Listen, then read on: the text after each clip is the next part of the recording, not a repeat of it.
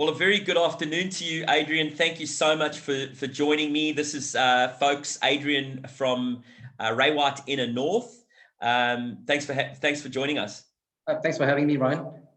So, mate, we've got a very interesting story, and I've been really excited to get you onto this video because I think so many people, so many agents out there can learn so much from this one video, and I've just been really excited to have you on board. So, mate, tell us, where did it all begin?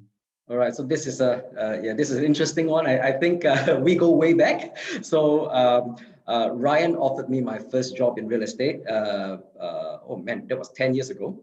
Is it 10 years? 10 years ago, wow. Yeah, I've been there for 10 years. So yeah, so 10 years ago. So long story short, we were renting a property that we just stepped off the boat. Right? We were renting a property that Ryan's business then was managing. And the sellers needed to sell, so Ryan was the selling agent, came in, broke the bad news, we hit off straight away, and he offered me a job, and that's how I got started in real estate with Ryan. So you know, 10 years of my career, everything that I've learned, I can safely say that, you know, I had a very good foundation, and a lot of what I learned from, obviously, with Ryan. So started off in an administrative role as part of what you call the BMT, Business Management Team, which is a team of PAs, of course, supporting a group of high-performing reps. So we dealt with everything from, you know, listing administration to sale to settlement administration. So basically the administrative part of it, sometimes assisting reps with the ads and ordering of marketing things. Basically allowing the reps to focus on listing, prospecting, and selling. Right, so we did all the back-end work for the reps. So that's how we started, and I was doing that for a while, and then I think I knew that I really like this real estate thing, and I wanted a little bit more out of it. So I got my sales registration within the first year. And then started doing home opens for reps. So I worked 7 days a week, right? Weekdays as an admin PA, and then in the weekends did home opens for the reps. And started selling. So I was pretty good at it. And I think soon enough, Ryan and Darren, this is business partner, saw that, you know, I had a flair for selling. So you guys took me on as the PA. So I transited from being a part of the BMT to being an actual PA/buyer manager for the directors of the office, and then I think, you know, we can't serve two masters. So at the end of the day, I think I paired up with Ryan really well. So I became Ryan's buyer manager and PA, and then we had a third member in the team as well. So I was sort of managing that team for Ryan. So I've been doing that role for a while, and then when Ryan exited the business, then I went out on my own as a. Okay, so just pause there for a second, because there's a couple of things in and around that I want to you know, just sort of talk around with the viewers. So I'll never forget when I got the call from the property, you know, because I was owned the office, so I got the call from the landlord to go and have a chat to you to list the property, and you'd literally moved in a week before, which was devastating. And I thought, obviously, you know, it happens, but you know, obviously that was a tough thing for me to have to do. But you know, you guys were so understanding, and that was when, and I remember saying to you, so you know, are you working? And you said, no, I haven't got a job. And it was a great thing for me to say, well, you know, maybe we've got something for you, come in and have an interview. So that was such a lovely outcome for such a terrible meant sort to be, of. I said. We always It was say some things are meant to be. Yeah. Absolutely, so true. So that's the first thing I wanted to mention, because I remember it very, very clearly. Can't believe it was 10 years ago. But the other thing that I just want you to explain is that business management team.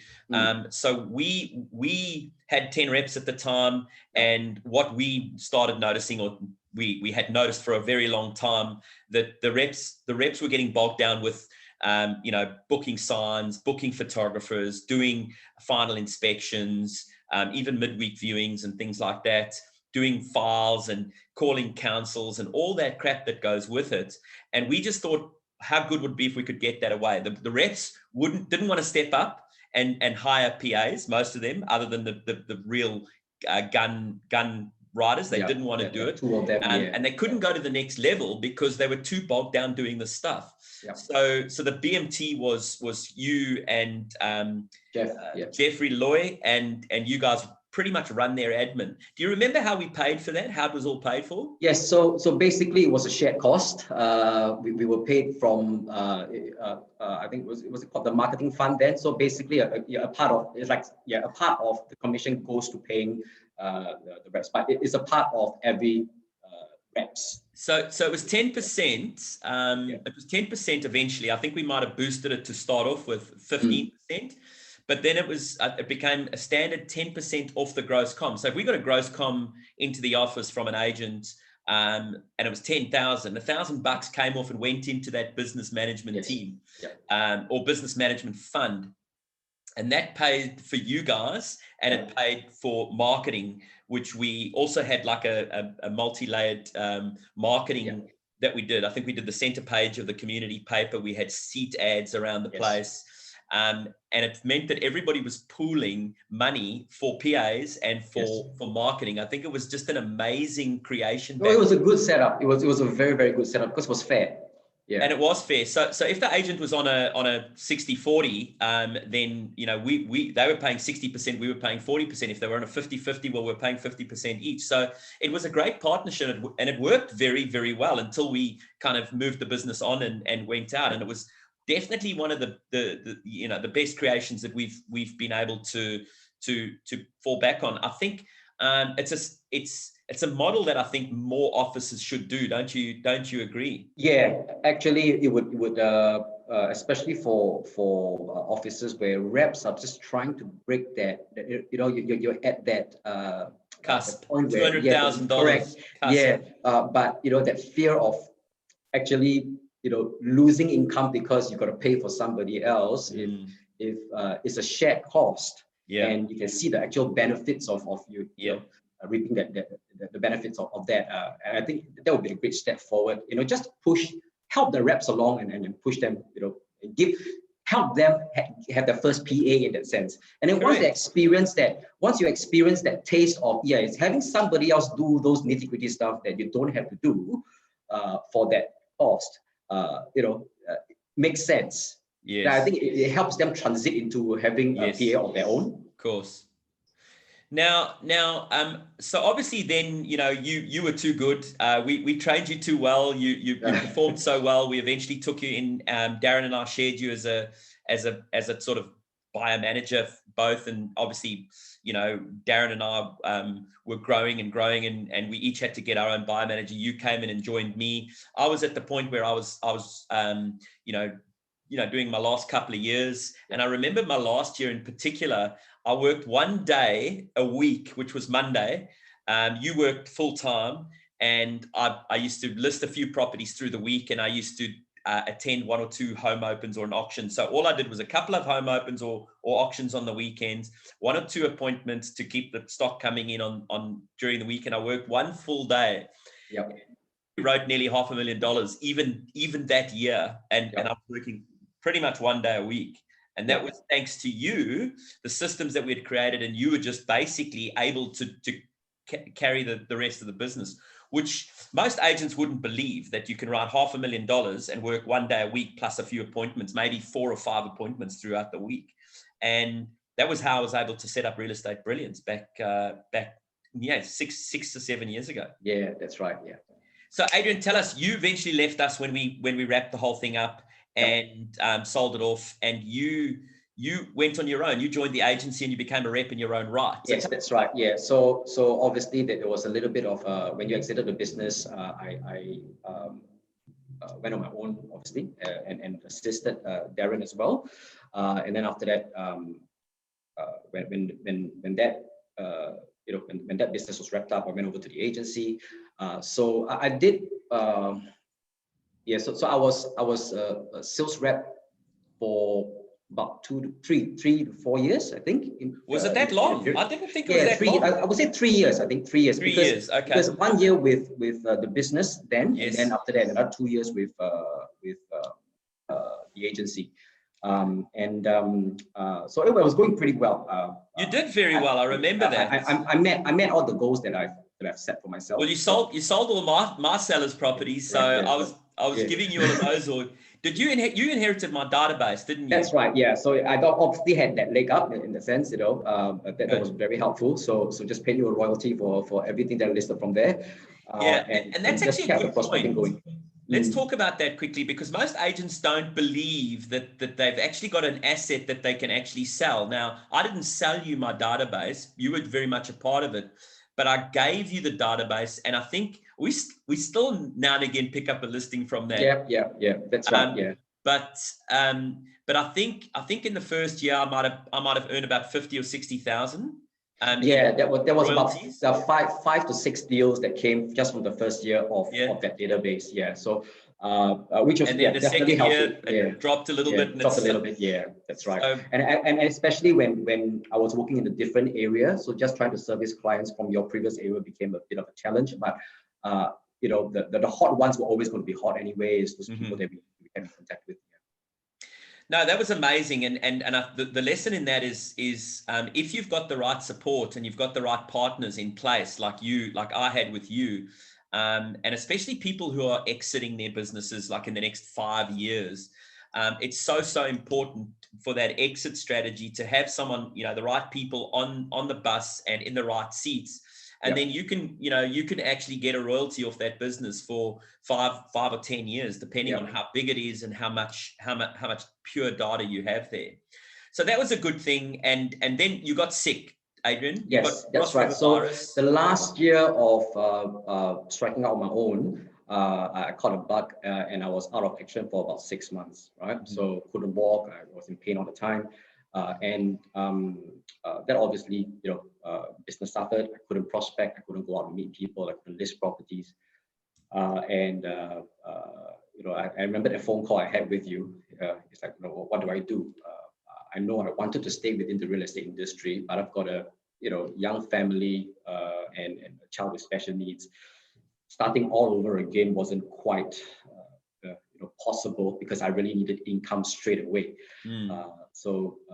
And that's where you said, no, don't do anything until I call you, and then you hooked me up with Matt Seabrook, and that's how I got started with Matt. But I think one of the very important conversations we had as well is that you reminded me of my strength.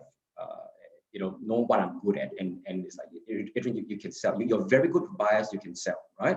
So if you've got the stock, you can sell it. So instead of trying to go get the stock yourself, why don't you help someone who already has the stock and can manage the stock and sell it for them, and then and generate more business for everyone from that pool, which clicked with me straight away, right? Because we know that the prospecting activity is always going to be really, really hard. And sometimes it's very easy to get caught up in the prospecting and you don't have the time to sell your properties, or if you're busy selling properties and you don't have time to prospect.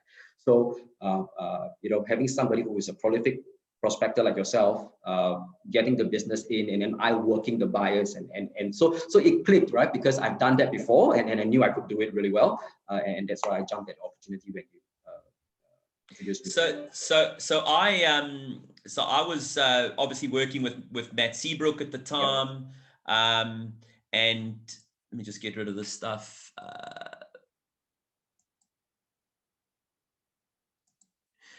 So I was working at Matt Seabrook at the time, and he was at that critical point where he needed someone full time. He was writing probably 600-ish, running around like a headless chook.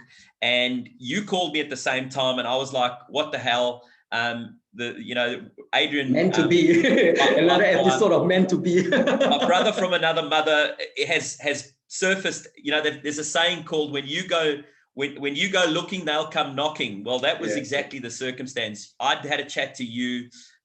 Matt was at that critical point. I'd been talking to him about it for about 3 months, maybe even more. And obviously the biggest thing with lead agents or successful real estate agents is letting go. It's being able to have that mindset to go, because our mindset is all, no one can do it as well as I can. If I let go of my buyers, I let go of my business. And that's absolute rubbish, because like you said earlier, there's two very, very definite separate parts of a business. And if you're focusing on one and you're a high achiever, unfortunately, the other one's not getting done properly, is it? Yeah. Yeah. So when you joined Matt, I put the two and two together, which was you and Matt, and it just was like a match made in heaven, wasn't it? Yeah, it was brilliant, right? And it was like I was back home, I'm back in it,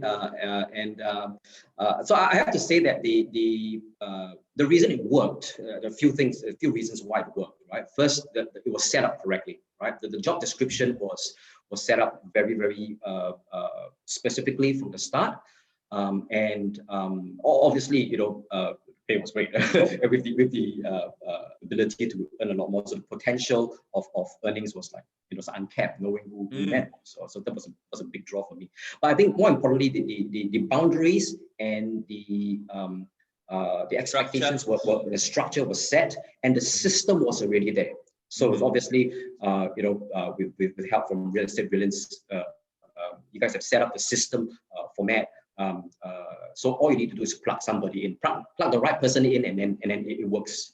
So so there are a few moving parts, but I think for it to work, and I hear stories of people getting the first PA and then not working and blah blah blah. So, okay, look, you got to set the system right, and then make the expectations known, and have very clear job description for whoever that's helping you. And I suppose I was a perfect candidate for Matt, because I've been there, done that. I love real estate. I know what I'm really, really good at. And I'm not there to compete with him. I'm there to complement him. Absolutely. So, and I knew that from day one. I'm not interested in having my face on the signboard. I'll make him the superstar for which is what he is. And then we can earn lots of money together. But obviously, Matt saw that I had the potential to list and sell as well. So he put my face on the signboard just so that we can earn more together, and I become another listing element within the group, within the team. But from the start, it was always been very clear. I'm there to support. I'm there to make him a superstar, and then we'll earn lots of money together. And mate, you make good money. I mean, you don't mind me sharing. You earn around 150 plus some months, and yeah. So it's very good money. And I think what some agents and some support people don't understand, that not everybody's cut out to be the lead agent. Even though you had a good crack at it and you actually did quite well, when the wheel turned and you came back to being the support person and the team member, and let's be honest, you're more of a team manager, and we'll talk about that in a second. There's good money to be made, and it's solid, and you don't have to worry about those listings. Yes, you feed the lead agent and you manage him, but it's a really good gig, isn't it, for both parties? Yeah, it's a good gig, and there's a lot of trust involved, right? Because I think the bottom line is I'm not there to compete with him. So there's a lot of trust there, right? Yes. All the leads goes to him. And if there's any lead that he feels that I should handle, maybe because the client is more suitable for me and things like that, and then let me handle it. But really, there's a clear demarcation of roles. Yes. And we're in it together. And I like to see our partnership as really a little business. I'm a minor shareholder in Matt Seabrook. You're a big bloody shareholder. You're making more than 10% of the income. In terms of cost, and also because of how we set it up, I've got a stake in it. I really have a stake in it. So I'm contributing to the team as well, in terms of marketing funds and whatnot, and small percentage. And it works, right? Because I've got a stake in it, and we'll reap the benefits together. Yeah. Now, and look, just last thing to drill down on. I mean, there is a very, very different approach to buyers as there is to sellers, isn't there? I mean, the relationship, and this is, I suppose, where a lot of lead agents or successful agents sort of, I think this is what they can't grasp, or they struggle to grasp, is a buyer relationship takes a lot of patience, doesn't it? And yes, you got to build the trust, but they're not going to tell you they've got a house to sell. They're not going to, there's a saying that buyers are liars, and it's true. Buyers are liars because agents don't spend the time building enough trust with them for the buyers to tell them the truth. Yeah. Us lead agents and us hard D, we're always looking for the low hanging fruit. And yes, that keeps us busy, but the real gold is just a bit higher than that low hanging fruit and even higher. Yeah. And to be honest, lead agents or busy real estate agents don't have the time to be patient and have those nurturings. Yeah, and you guys come in. We've lost count of the number of times where people actually call us and say, "Hey, look, Adrian, I'm not sure if you remember me. We met you at this home open. You were the only agent who would give us the time of day. Everybody else was just too busy for us. We didn't take our calls. We didn't even have the opportunity to put an offer in. We didn't get any calls from them. You were the only one who would call us and kept in touch with us despite us not, despite us not buying from you." So and we've had so many listings coming that way as well. So I think that channel of prospecting is often missed. No fault of the agent. I think you're just too busy. You're just too busy dealing with trying to prospecting your current clients, your hot clients, and then listing properties. And then if you meet 30 groups that weekend, it's impossible, and you're opening 5-6 properties. There's just no way you're going to call every single one of those people to fish out the potential sellers from that pool. So you talk to the best 3 or best 5, write up offers, present it, sell it, right? And then you repeat. So, but you lose that often data. The people that's often shopping, waiting to have a good experience, a good buying experience, and that's future business. And exactly that's your future clients. I mean, every person you come into contact with is could be a repeat and referral client or an advocate or a serial referrer of business to you. And that's, I've got a saying, as you know, treat your buyers the way you want your family treated by real estate agents. And, real estate agents just not treating their buyers the way they would want their families treated. So thanks for that. That's awesome. So important. So let's talk about sort of you now. How long have you been with Matt? So you would have been with Matt now 3 or 4 years at least. Oh, yes. Yeah. And he's $1 million agent, huge business that he's created now. He's got a few partners in the business as well. But he's just had a huge change in his life recently. And if he hadn't set up what he did set up 3 or 4 years ago with us, getting the coaching and training, the systems, the structure, but also setting up that EBU, that effective business unit, and that pod system, he would not be able to do what he's doing now. So tell everybody what he's doing now. So, Matt has been obviously promoted to become a father. So it's the most important job in the world, and he does it bloody well, right? So I suppose having what we have, he's able to set his time up in such a way that he's back home at a certain time to take over, the daddy duties. So and I suppose having this team around him. Got him the flexibility of really taking an extended paternity leave, and not having appointments after a certain time, and doing what he's supposed to do as a father, because Ralph is so young, and the best part is the wheels keep moving.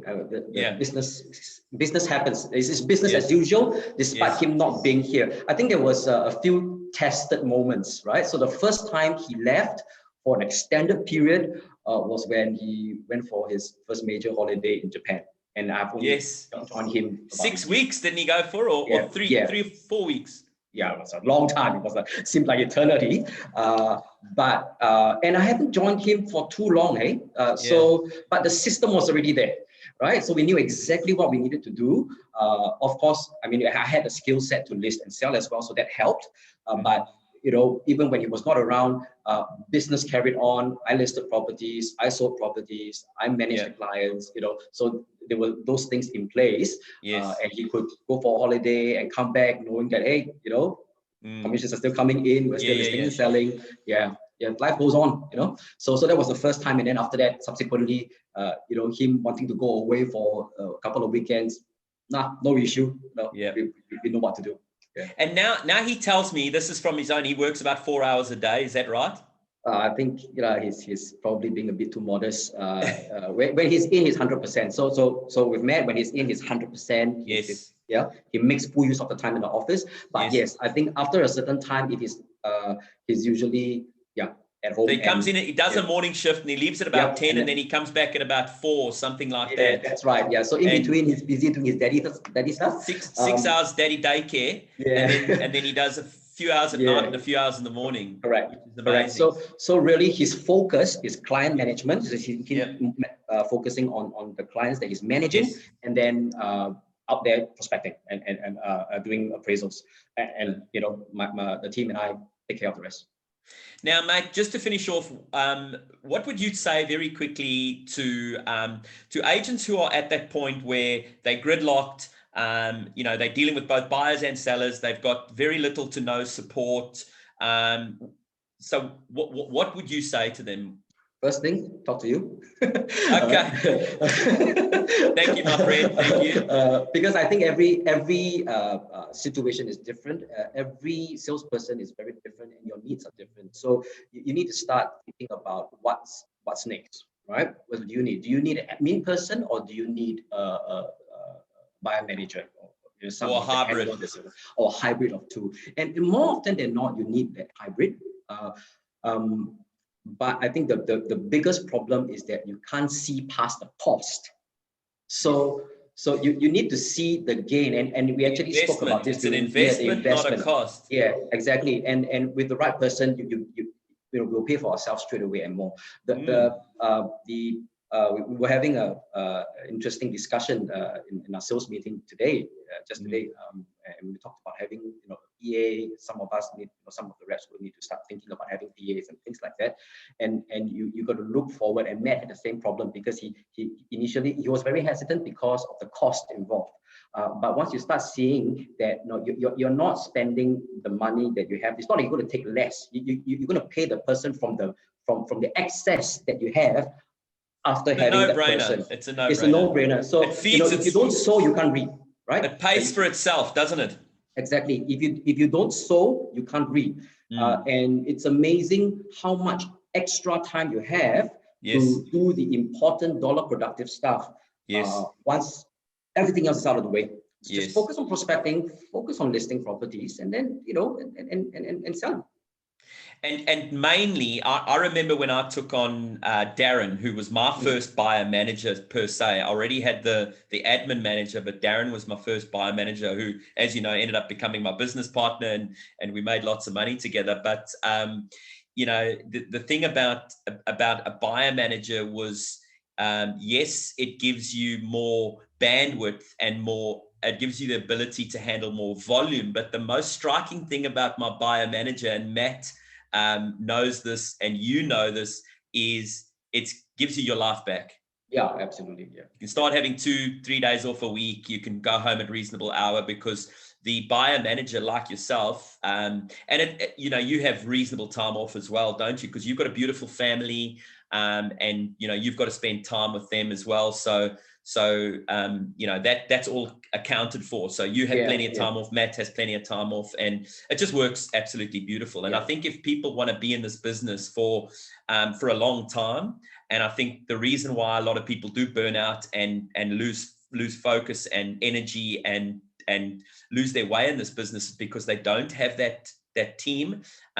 Because they're not getting enough rest, they don't have systems, they don't have structure, and it's just a nightmare. And I see the carnage around me, and it's so sad all the bloody time. And you and I have seen it in our 10 years as best mates. We've seen it over and over and over again, where a great agent, male or female, has got amazing potential. They get to a certain point where they got the critical mass. They don't take that step up, and in 3 or 4 years they're gone. It's so sad, isn't it? Yeah, it is. And some would have been burnt by trying, but it just didn't work out because they got the wrong person. But we're dealing with the people. It's a people industry, isn't it? So we're dealing with people, and that's why I say it's always important that you set it right from the start. You need to know. Everybody needs to understand and know what your role is. And then there's no arguments. So I don't come into this with a false sense or false idea that, oh, I'm going to make it big myself. No, sorry. I'm doing this because I like the way it's set up. I'm here to support Matt. I just want to support him, and then we do well together. So we set it right. The expectations were very clear, and I think that you need to set it right from the get-go. Otherwise, well, we have the systems, as you know, we have the systems, we have the structure, and it's very easy. Like you said, it's a plug-in. I remember my first PA, poor Fayroza Isat. She was with me for, I think, 3 months, and I had to get rid of her because my business was going downhill. And it wasn't her. She was lovely, and we're still friends. She lives in a neighboring suburb to me. But I had no idea what I was doing. In fact, I started giving her prospecting activities, and it was just... she was doing the wrong stuff. I had no structure. I had no systems. But the thing was, even though it was a crash and burn after 3 months, and it cost me big money, at the time, I learned from it, and I didn't give up. When at first you don't succeed, try again. Then I got the coaching, as you remember, and then before you knew it, I had Darren as my buyer manager and slash admin manager, and I went from 350 to 750 in literally 12 months. And it just went on from there. So yes, you're right. If you do, you sometimes have to go through 1 or 2 PAs before you can get the right one. But when you do, it's just, it's plain sailing, isn't it? Yep, absolutely. Yeah. Mate, you're amazing. I love chatting to you. Big fan of what you do. And thank you so much for being a part of my life and Real Estate Brilliance. I know you're a big advocate of what we do, because you're a true example of what, good surrounding, and structure and systems can be. But you're a genuine person, and someone I hold very dear to my heart. So I want to say to you, mate, big thanks for your loyalty and trust over the years. And yeah, I'm very proud to call you one of my best friends, mate. Likewise, mate. Thanks. Thanks, buddy. Thanks.